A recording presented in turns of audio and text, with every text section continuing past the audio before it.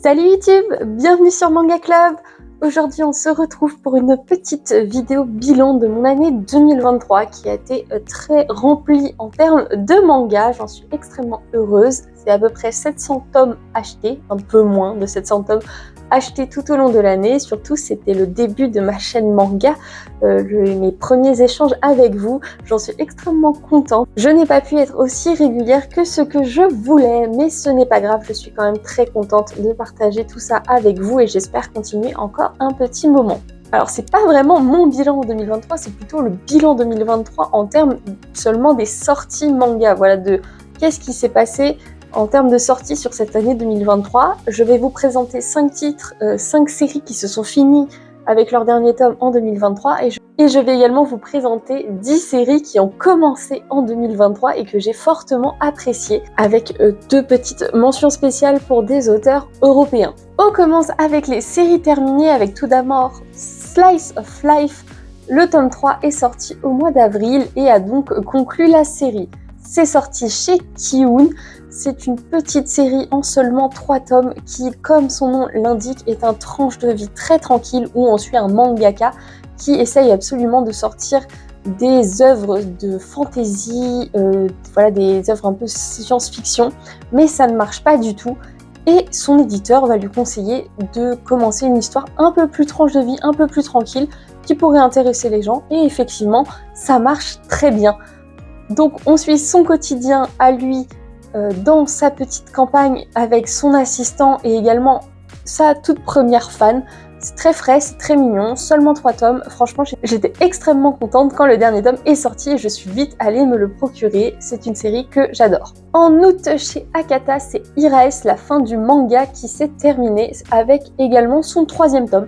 Donc un petit triptyque fort sympathique où cette fois on aborde le sujet du deuil, voilà, de la mort. On y suit une jeune fille qui a perdu sa meilleure amie et qui ne comprend pas comment continuer à vivre. Elle décide donc de se suicider. Mais sur le chemin, elle va rencontrer un dieu qui est également en fin de vie et un zombie qui lui cherche à mourir mais n'y arrive pas. Et cette joyeuse troupe va du coup partir en voyage à travers le Japon pour atteindre la terre des dieux, ou là où les dieux vont mourir. On y suit un peu toutes les phases de deuil. Je trouve que le titre est très poétique, il est extrêmement beau. Franchement, en termes de dessin et d'émotion, c'est superbe. Voilà, par exemple, le style de planche que vous pouvez retrouver. C'est une autrice que j'apprécie fortement, donc je suis ravie que ce triptyque ait rejoint ma mangatech. Une autre série qui s'est cette fois terminée au mois de septembre, c'est Meurtre dans le Décagone, que j'ai absolument adoré. C'est un thriller où on suit une vraie enquête policière, en plus en huis clos. C'est vraiment le style que j'adore. C'est des jeunes de l'université qui suivent des cursus différents mais qui ont une passion pour les polars et ils vont décider pendant des vacances, pendant un week-end, d'aller sur une île où il y a un drame qui s'est passé, histoire d'enquêter un peu et de se mettre dans le mood, voilà, où il y a eu des personnes qui sont décédées dans un tragique accident. Mais ça va pas se passer du tout comme ils le pensaient. Au final, il y a entre guillemets un fantôme de leur passé qui va venir les hanter. Ça s'est terminé avec le 5e tome au mois de septembre. C'est une série que j'ai adorée du début à la fin. Je n'ai vraiment pas vu venir le dénouement, ce qui s'y passait. Donc franchement, j'étais happée. J'ai vraiment été happée par cette série. Si vous aimez les enquêtes policières, si vous aimez les thrillers, polars, tout ce que vous voulez, voilà, tout ce qui a attrait à des enquêtes, à des résolutions de meurtres, je pense que vous allez adorer ce titre qui a paru chez Pika. Alors, commencé en 2023 et également fini en 2023, c'est Tunnel to Summer qui s'est achevé avec son 4e tome au mois de décembre. Une très belle découverte, franchement. Alors, il y a eu beaucoup d'influenceurs qui en ont parlé. Je sais pas si ça méritait peut-être autant de débats, mais en tout cas, moi, j'ai adoré ma lecture. Je trouvais ça très sympa. Du coup, on y suit un jeune garçon qui va découvrir un jour sur son île un tunnel. Et ce tunnel, il y a une légende dessus. On dit que si on le traverse, nos vœux se réalisent. Par contre, on se met à vieillir d'un coup. Et lui, justement, il a un rêve à réaliser. Il y a quelque chose auquel il tient énormément. Et du coup, il va se décider d'explorer ce tunnel. Mais alors, petit à petit, pour voir si ce tunnel a vraiment des pouvoirs, et il va embarquer avec lui une de ses camarades de classe qui vient tout juste d'arriver sur l'île. C'est très beau, je m'attendais pas du tout à cette fin, j'aime beaucoup le dessin et également ce qui s'y passe. En termes de dessin, on est sur ce style de graphisme, donc le trait est très fin, j'aime beaucoup. Et puis franchement, l'histoire se lit vraiment bien en 4 tomes. Alors je sais que certains avaient lu les tomes dès qu'ils sortaient et du coup étaient un peu sortis de l'histoire. Vraiment, faut se faire les 4 tomes pour vraiment être dans l'ambiance, ça se lit extrêmement bien. J'aime bien aussi la morale qu'il y a à la fin. Donc franchement, un petit titre en seulement 4 tomes que je vous conseille. Alors, la 5e série, je peux pas vous la présenter en physique parce que je l'ai actuellement prêtée à quelqu'un, mais il s'agit du coup de Soloist in a Cage, qui a commencé du coup pendant l'année 2023 comme Tunnel to Summer, mais qui a commencé en janvier et qui s'est fini en octobre, il me semble, avec son 3e tome. Et pareil, c'était vraiment superbe comme édition, c'est chez Kiun, c'est sorti en grand format. J'ai beaucoup aimé, pareil, le dessin qui était assez particulier, je trouve qu'il sortait vachement de l'ordinaire. On n'aurait presque pas dit en fait un trait japonais. Je trouvais que ça se rapprochait un peu des dessins qu'on peut trouver en Europe. Donc moi j'étais très conquise par le style graphique et également du coup par ce qui s'y passe, hein, bien sûr. Où du coup on va suivre dans une cité-prison une jeune fille et son petit frère qui survivent tant bien que mal dans cette violence, dans ce quotidien très violent. Elles sont entretenues par des voisins à eux. Et un jour, il va y avoir une grosse évasion de la cité-prison. Elle va en faire partie, sauf que lors de leur évasion, malheureusement, le petit frère ne va pas réussir à s'évader. Et du coup, elle jure de revenir le sauver plus tard. Donc forcément, il y a une ellipse. Et après, on la voit re-rentrer dans la prison et essayer de retrouver son petit frère. C'est très beau, c'est très poétique, encore une fois. C'est un peu... il y a de la violence et j'ai beaucoup aimé en fait les passages assez violents. Ils étaient dessinés d'une telle manière que ça restait doux malgré tout. Je sais pas si vous voyez ce que je veux dire. C'est un peu contradictoire, mais c'est un peu le ressenti que j'en avais. Donc pour moi, c'est pareil, une très très bonne série 2023 que je vous conseille. On passe aux nouveautés sorties durant l'année 2023 et je vais commencer avec 2 auteurs européens. Donc tout d'abord avec Red Flower de Just Louis Art sur Instagram, que vous pouvez suivre sur Instagram, qui du coup a sorti ce premier tome chez Glénat. On attend toujours la suite. Après forcément quand c'est des auteurs français, faut pas s'attendre à un rythme très soutenu. Généralement c'est à peu près 1 tome par an. Red Flower m'a vachement surprise, c'est sorti en juin. J'ai quand même vachement tardé à l'acheter, je crois que j'ai acheté vraiment à la fin de l'année, c'était le novembre ou un truc comme ça. Et au final, en fait, je me suis vraiment pris une claque, j'avais peur de pas aimer, mais l'histoire m'a vraiment transportée et puis c'est super agréable du coup de sortir du contexte japonais et de voir du coup cette ambiance africaine que pour le coup moi je ne connais pas du tout. Donc Red Flower, ça parle d'un jeune garçon dans une tribu africaine qui a des aptitudes pour le combat. Il a vraiment envie de soutenir sa tribu en se battant pour elle, sauf qu'il fait partie d'une tribu qui est très pacifique et du coup il y a tout le temps en fait son envie de se battre et leurs valeurs pacifistes qui rentrent en conflit en permanence et du coup on va suivre son évolution, notamment lors de son passage du rite pour passer à l'âge adulte. C'est très intéressant, j'ai beaucoup aimé tous les personnages qui sont introduits, on s'y attache assez rapidement. En plus, à la fin du tome, le manga prend vraiment une direction que je ne m'attendais pas du tout. Du coup, j'ai vraiment très envie d'avoir la suite entre les mains. Et puis soutenir un auteur français, ça fait toujours plaisir. Et cette fois, un auteur espagnol, si je me trompe pas, c'est Limbo, aussi sorti chez Glénat. Donc Glénat soutient vraiment à fond les auteurs européens, j'ai l'impression. Donc très bonne chose. Donc Limbo, ça parle de Aurora, une jeune fille de 16 ans qui vient de rentrer au lycée et qui a une sorte de pouvoir paranormal. Voilà, elle voit des esprits, elle voit des choses que les autres humains ne voient pas et ça lui enquiquine pas mal la vie. À côté de ça, elle fait quand même un petit boulot lié à ça pour essayer de résoudre les problèmes des gens, même si bien sûr il y a beaucoup de personnes qui n'y croient pas du tout, mais elle essaye quand même. Et surtout, sa mère a disparu dans de mystérieuses circonstances il y a des années, ce qui fait qu'elle a pas mal été ballottée dans des familles d'accueil et au final maintenant elle a pris son indépendance et elle essaye de résoudre absolument le mystère de la disparition de sa mère, surtout qu'elle lui a laissé un message lui disant qu'il fallait absolument qu'elle retrouve des orbes magiques, mais elle n'a aucune idée de ce que c'est et du coup elle est en permanence à la recherche de ces fameuses orbes. Il se passe beaucoup de choses dans ce tome 1 qui introduit très très bien l'univers. Je pense que c'est pour ça aussi que j'ai très vite matché.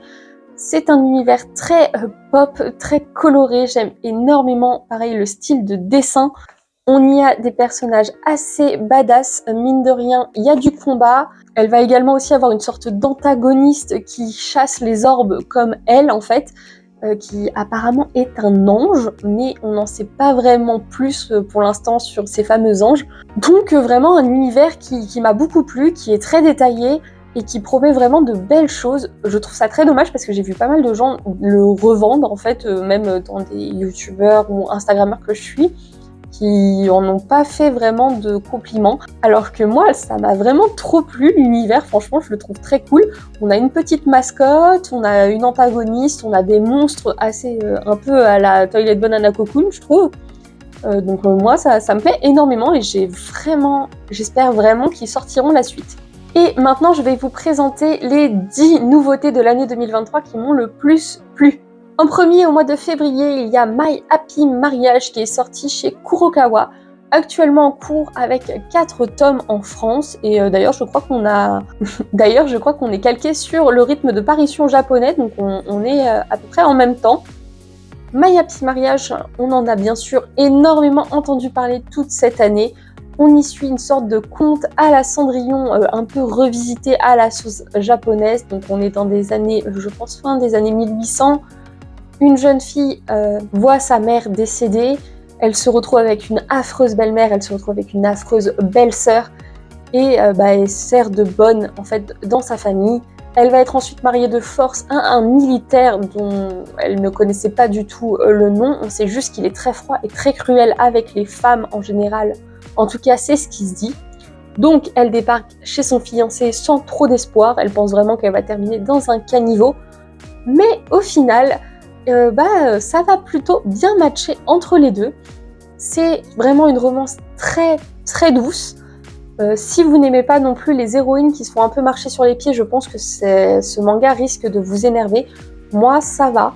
J'avoue que parfois elle me tape un peu sur le système, j'ai envie un peu de la secouer. Mais je trouve que dans le manga, c'est vraiment expliqué de pourquoi elle a ce caractère très en retrait. C'est suite à toutes les brimades qu'elle a vécues. Donc le cadre est très bien posé. Je trouve que les tomes qui sont sortis en courant de l'année 2023 m'ont vraiment conforté dans l'idée que ce manga avait énormément de potentiel, notamment parce qu'il y a une part de fantastique avec des pouvoirs magiques qui sont introduits et que du coup Mio, notre personnage principal, a un pouvoir assez énigmatique. D'ailleurs, on n'est même pas sûr qu'elle en ait vraiment un. Il y a un vrai mystère autour de ça. Du mystère, du fantastique, des combats, des complots et une période que j'apprécie énormément font que cette romance m'a vraiment plu et que j'attends la suite avec impatience. J'ai été un tout petit poil déçue par l'anime qui, je trouve, ne retranscrit pas assez bien certains passages du manga, notamment les passages avec la belle-sœur qui est vraiment horrible.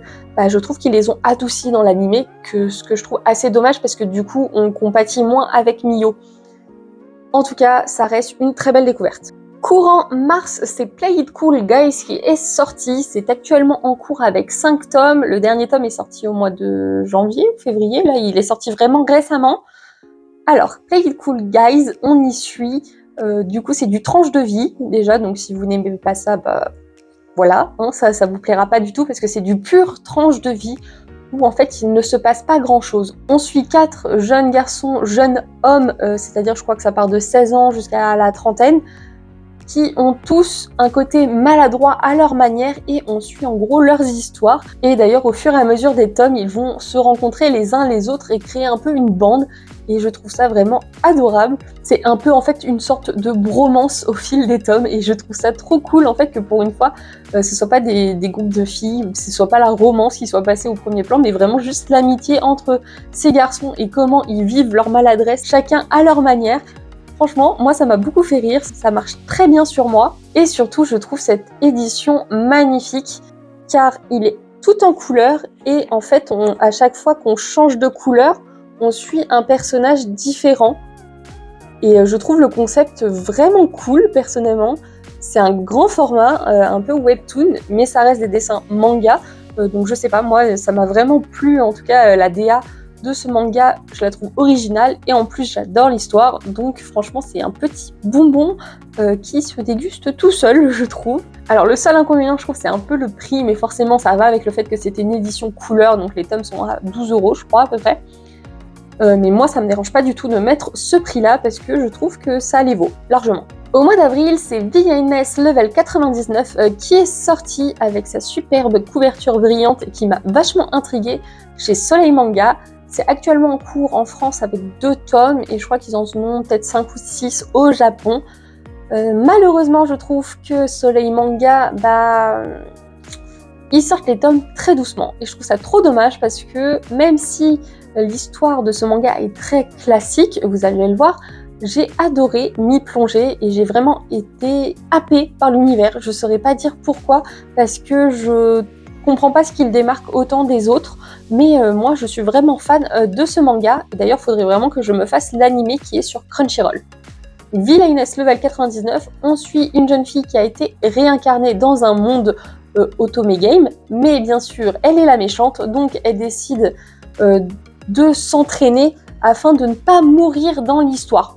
Donc, comme je vous l'ai dit, un postulat vraiment très classique, sauf qu'elle, du coup, elle se met vraiment en distance avec les autres, elle est vraiment indépendante, et quand elle va arriver à l'académie, là où l'histoire est censée commencer, elle fait tout pour ne surtout pas attirer l'attention sur elle, sauf qu'on découvre qu'elle a un niveau très élevé parce qu'elle s'est tellement entraînée pour ne pas mourir que maintenant, en fait, elle paraît limite louche et bizarre d'avoir ce niveau aussi élevé. Donc c'est assez drôle, elle est très renfermée, très inexpressive et j'aime beaucoup du coup ses interactions avec les autres personnages, je les trouve très drôles.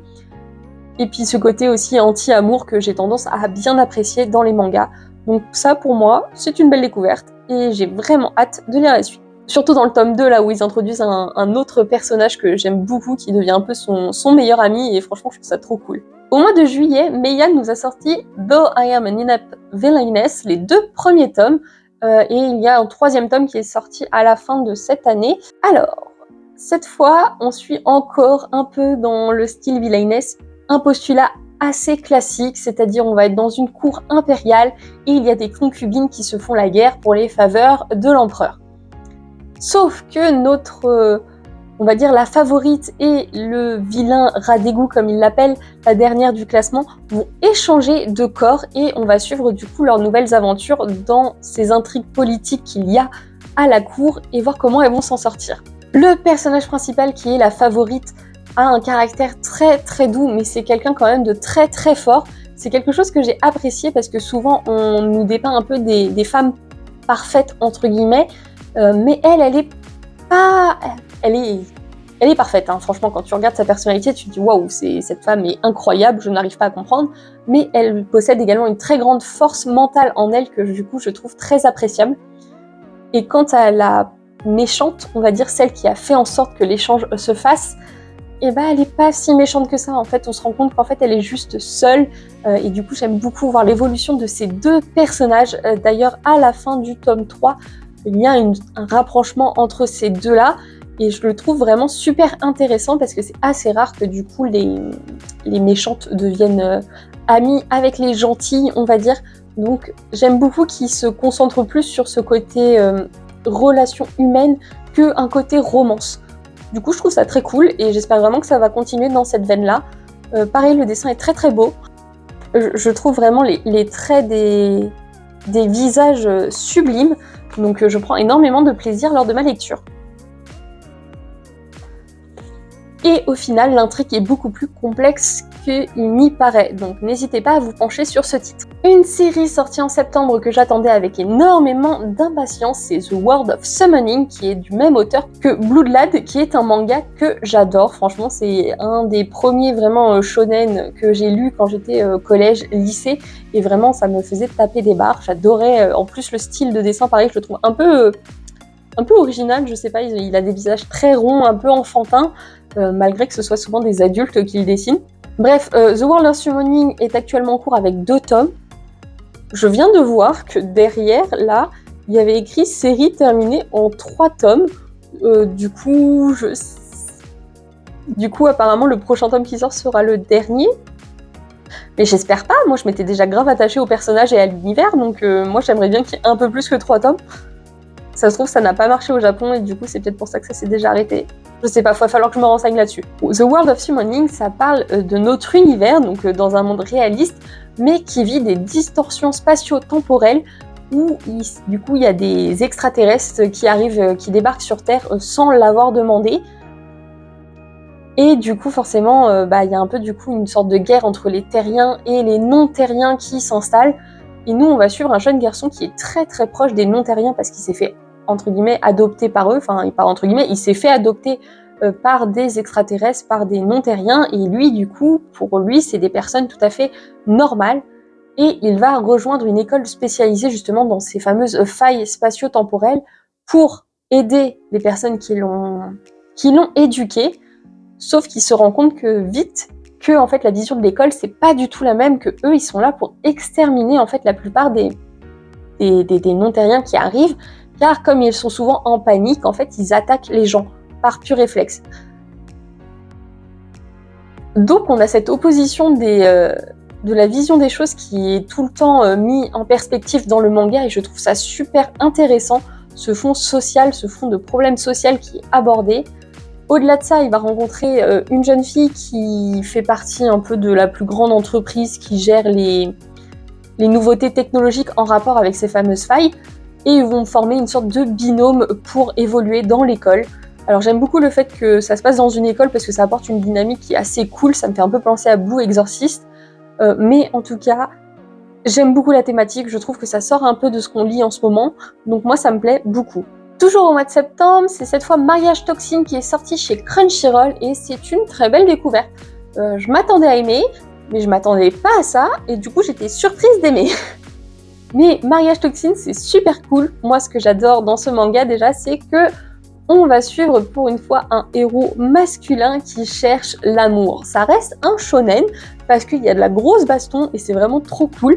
Mais voilà, en fait, c'est un jeune homme qui doit produire un héritier pour son clan d'empoisonneurs professionnels, qui est vraiment qui fait partie des pontes de ce monde dans l'assassinat. Et lui, le problème, c'est qu'il a jamais été en contact avec des femmes. En fait, il sait pas comment se comporter avec une jeune femme parce qu'il s'est toujours intéressé qu'à ses poisons. Il va faire la connaissance d'une arnaqueuse professionnelle et en gros, il y a un deal qui va se faire entre les deux en mode « je te sauve et en échange, tu vas m'aider à trouver la femme de ma vie ». Donc c'est une histoire totalement délirante, j'aime énormément ce qui s'y passe, les combats sont vraiment cool. Donc les combats, comment ils sont amenés, en fait, ce qui se passe, c'est que du coup, elle inscrit à des missions qui sont très peu rémunérées, mais où il y a toujours une jeune fille, en gros, à sauver, et qui est plutôt mignonne, et lui, du coup, il rencontre plein de personnages différents, mais ce que j'aime bien, c'est que ça prend quand même le temps. Généralement, c'est un personnage max, j'ai l'impression, qu'il découvre par tome. Parfois, ça dépasse un peu sur l'autre, mais du coup, ils prennent quand même le temps de connaître la personne qu'ils rencontrent, et c'est pas juste « oh ok, ça y est, je t'ai sauvé et c'est fini ». Du coup, non seulement il y a des beaux combats, mais en plus, on s'intéresse à un homme quand même d'un certain âge qui a la trentaine d'années, qui cherche absolument l'âme sœur, et il y a aussi énormément d'humour. Donc pour moi, c'est vraiment un très bon titre que je vais prendre plaisir à suivre dans les prochains tomes. Ensuite, on a 3 tomes très cool qui sont sortis au mois d'octobre. Tout d'abord, Le Vendeur du magasin de vélo. Je vous en ai déjà parlé dans mes 2 dernières vidéos, que ce soit en termes de romance ou en termes d'achat sur ma fin d'année. C'est vraiment une pépite, je vous invite fortement à vous renseigner sur ce titre, mais voilà, c'est une romance mature où on suit 2 personnes très différentes qui s'épaulent un peu dans leurs difficultés respectives. C'est très beau, alors le dessin est un peu particulier, moi ça m'a un peu freiné au début, mais en tout cas les sentiments sont là, c'est vraiment une bulle de douceur et de chaleur qui est très agréable, donc je vous le conseille à 100%. C'est actuellement en cours avec 3 tomes et c'est chez Le Lézard Noir. Donc toujours en octobre, c'est Mr. Marlowe Blue qui est sorti au mois d'octobre. C'est un titre extrêmement intriguant qui est aussi très très beau, je trouve l'édition vraiment réussie avec ses couleurs violettes, bleues, roses, avec les calques qui sont mis à l'intérieur. Les illustrations sont sublimes.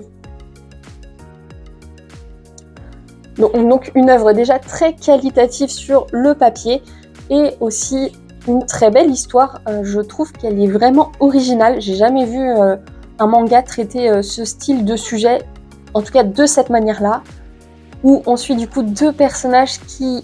Alors il y en a un qui a été harcelé et une qui se fait harceler au lycée, et ils vont inverser de corps lors d'une tentative de suicide.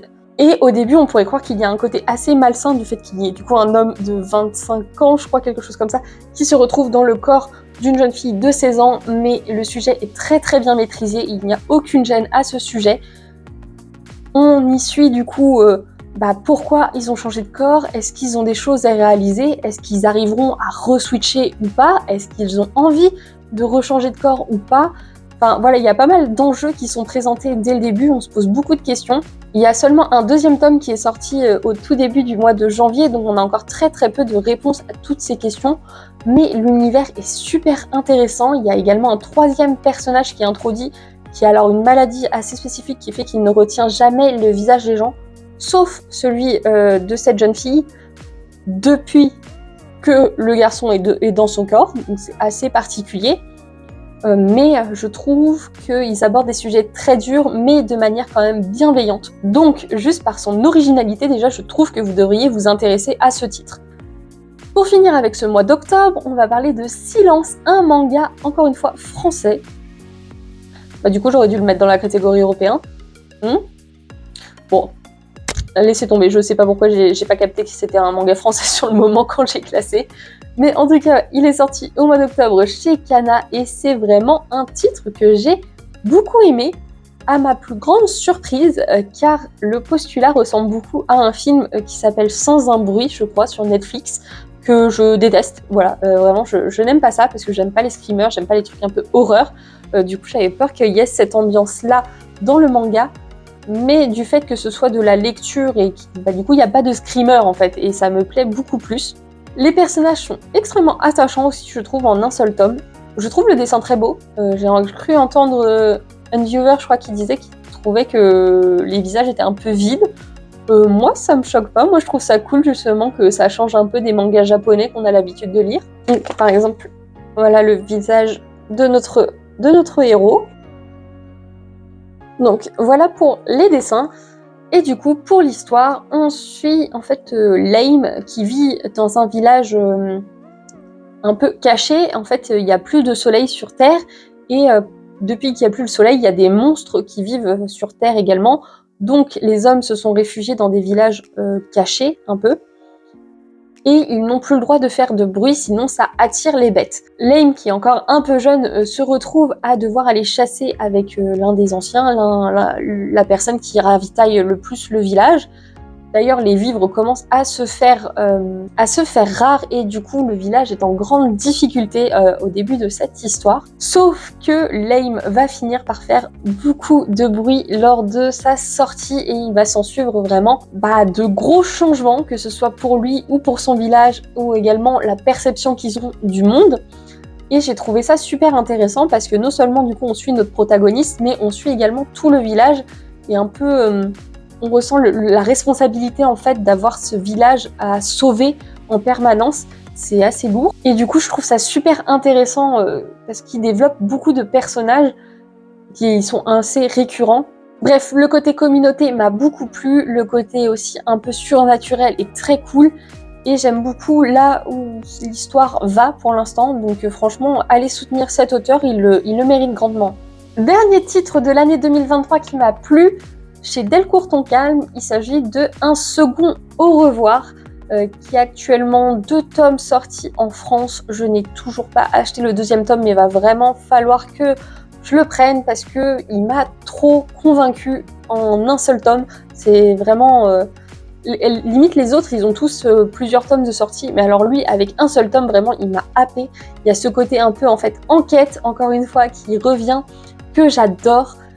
Parce qu'on suit un jeune homme où son meilleur ami a disparu lorsqu'ils étaient au lycée et 10 ans plus tard, il reçoit un coup de fil et en fait ils ont retrouvé le corps de son ami. Du coup il va à la veillée funéraire pour lui rendre un dernier hommage. Et il faut savoir qu'ils faisaient tous partie d'un club artistique lorsqu'ils étaient au lycée. Et lors des funérailles, il va le voir, la dernière œuvre sur laquelle son meilleur ami avait travaillé. Et au moment de l'observer, il se fait tuer. Du coup, il comprend qu'en fait, son ami n'est pas mort forcément de manière naturelle, mais qu'apparemment, il y a un délire avec la peinture et potentiellement un secret caché. Et c'est là qu'il va faire un bond dans le temps. Il retourne 10 ans en arrière, 2 mois avant la disparition de son ami, et du coup, il va essayer de tout faire pour qu'il ne meure pas cette fois.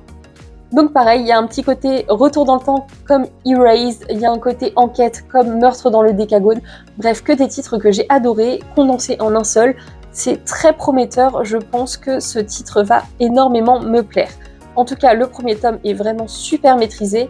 On a déjà des pistes un peu sur qu'est-ce qui aurait pu se passer et on a forcément envie d'en apprendre plus. Et bien voilà pour cette vidéo présentation bilan de l'année 2023 en manga.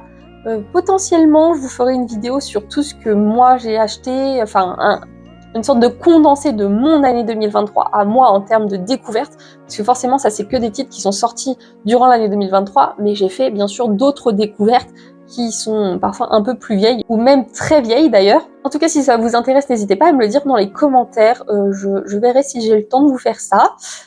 Sinon, j'espère fortement que la vidéo vous a plu. N'hésitez pas à me dire dans les commentaires aussi quels ont été vos titres les plus marquants lors de cette année 2023.